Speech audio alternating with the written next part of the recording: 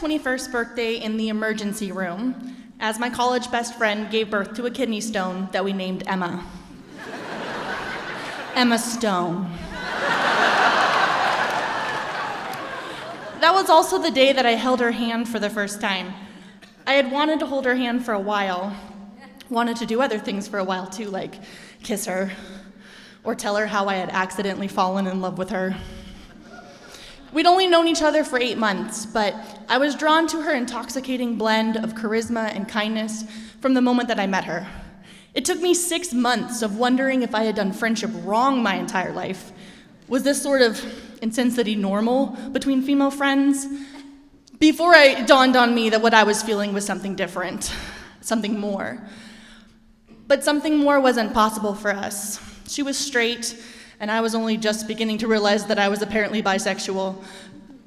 Taking chances was never my forte, so it seemed far safer to preserve our friendship as it was than to risk everything by telling her how I felt. Even high on Vicodin, and still waiting for the kidney stone to pass, she was adamant that she was not going to miss any classes. She was a commuter student, and I lived on campus, so she asked if she could stay in my dorm for a few days while she recuperated.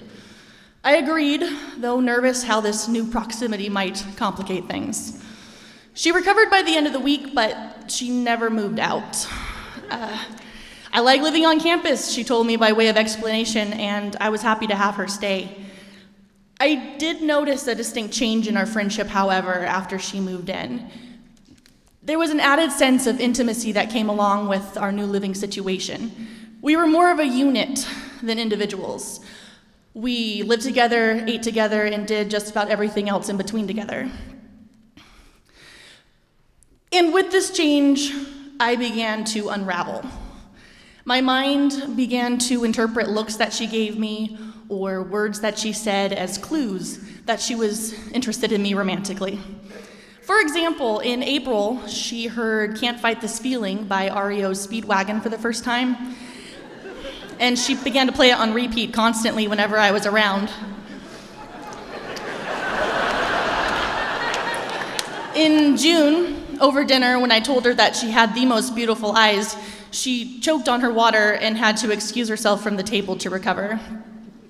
In July, she began to hold my hand in the car whenever we drove places. Maybe she likes you too, my heart told me, but my brain knew I was just wishing too hard for something that I would never get. And so I did my best to ignore the conjured signs.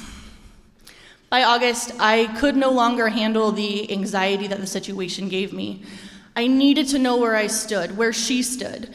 I knew I should tell her the truth and be honest, but I just couldn't find the right time.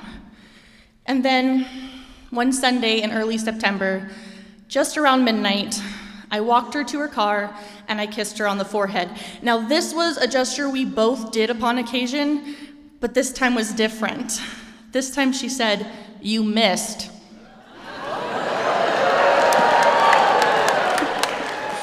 I stared at her, unable to speak, and she had to prompt me with a, "Is there something you want to tell me?" It was time. It was finally time, and so with a rush of adrenaline, I told her everything. I told her how I had been in love with her since February. I told her how worried I was that she would reject me. She laughed and said, "Do you remember that time when I had a kidney stone? And you came to the hospital and held my hand and took care of me? Well, I had a crush on you then already, but that's when I knew I loved you." It was such a surreal experience, feeling the axis of my life rotate with one simple exchange. All of the anxiety that had plagued me for months shifted into a sea of butterflies aflutter in my stomach. And as I kissed her for the first time, finally, it felt so right. And you know what? It still feels right. It's been a number of years since that night, and she remains my favorite person. My best friend. My grandmother once told me that the smartest decision she ever made in her life was to marry her best friend.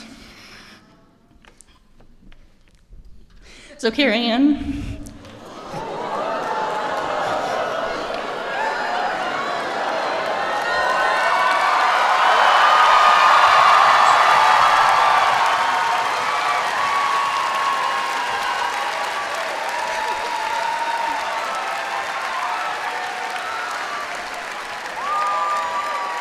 Will you marry me?